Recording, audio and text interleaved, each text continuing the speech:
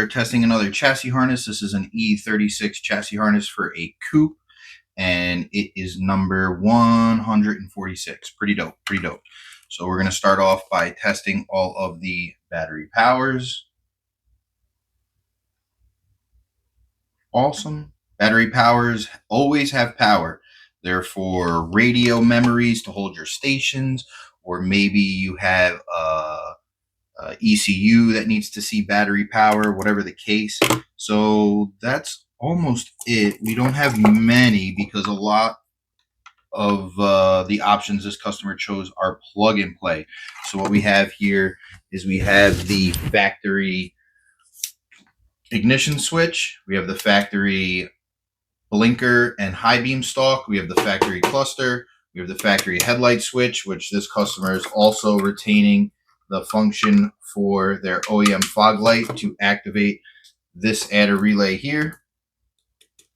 Pretty cool. I got a pointer. I'm about it. All right, so let's take our key and we're going to key on, which you'll notice the cluster illuminate. Boom. Now we will check all of our key on functions. Key on functions get power when you turn the key on. Pretty self-explanatory.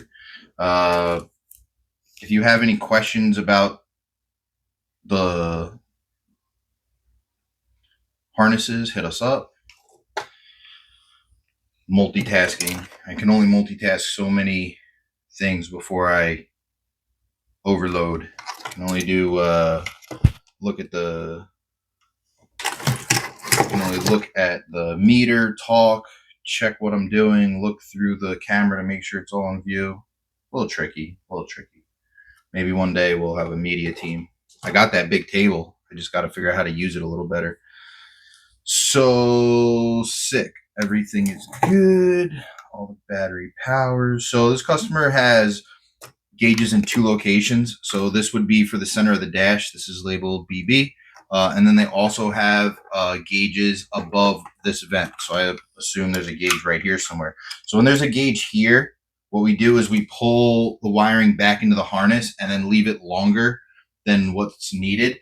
And we do this for a few different reasons. One, the gauge could be relocated to a pod on the steering column, or the gauge could be relocated to the A pillar. So what we do is we just accommodate whatever location they choose. Center of the dash doesn't really change. It's kind of like here. Just another thing that we do that we know customers will need. We kind of think ahead to get customers what they need, where they need it. So pretty cool.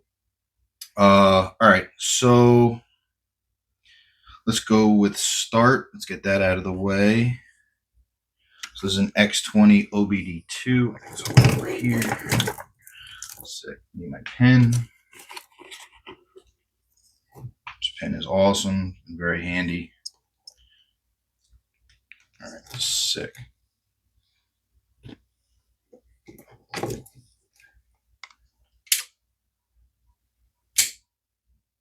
Awesome. Starter signal is good. So next we can go to the running lights.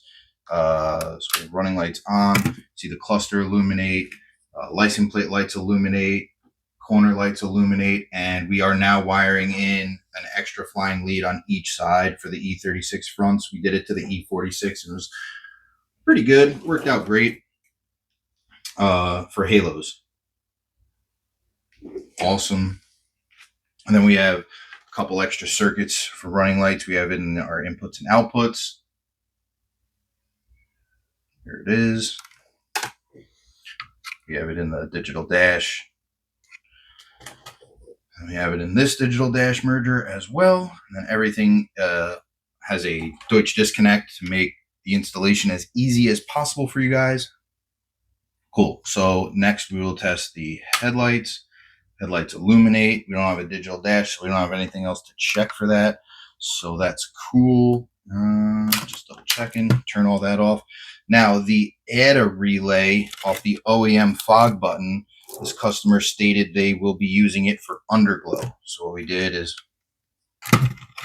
we use this as our trigger to activate, and then you deactivate. Sick. These buttons are getting old and sticky. They just kind of push in and push out. So if your button is a little wonky, pay attention to that. We have 2 ignition ons here. Gotta check. Cool. Cool. We can do reverse. Check reverse lights. Good. I like it. Let's check the brake lights. Over here. Let's check brake lights.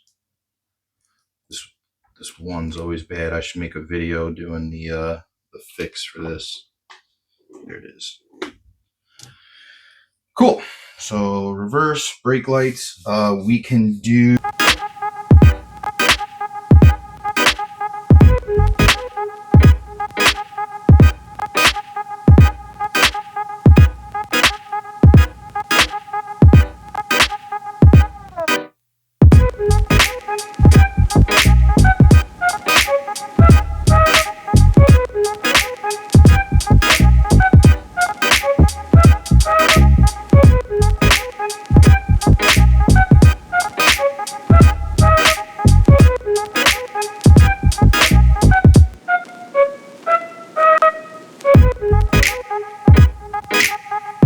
Our X20 to illuminate the functions on the cluster. As soon as I find a ground, I just had one in my hand.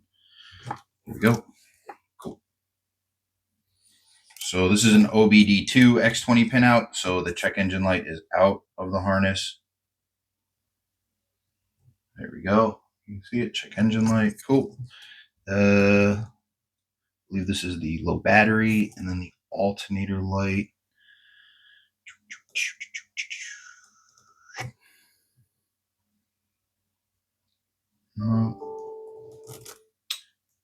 Fuel pump. Gotta check the fuel pump. There it is. Low oil light. Let's check the fuel pump. Don't want to stay in.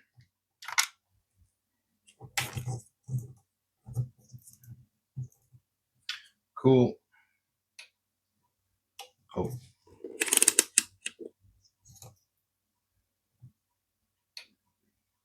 Good. Fuel pump is good. Activated. All right. Thinking here for a sec. Bear with me. Cool. We can do the blinkers.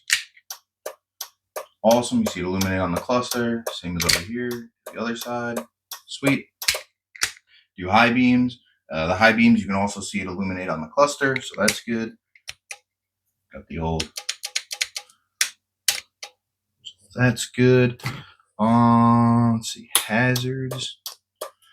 That's good. Let's check our wiper.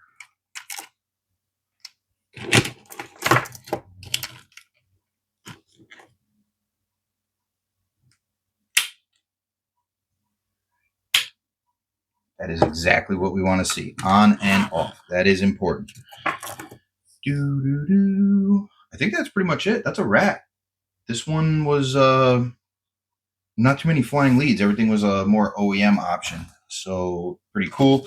Customer opted to do a 2-door window harness with the disconnect. The reason we offer the disconnect now is, let's say you have to mount this switch into the desk. You're going to have a lot easier time mounting it with disconnects than you will with the entire harness. But let's say you're just going to mount it to a ledge like this. Maybe you don't want the disconnect. So we give you the customers the option. We don't want everything to be a one-size-fits-all. Everything we do is extremely custom and complex. And we want to make sure the customers get what they pay for. So, yeah,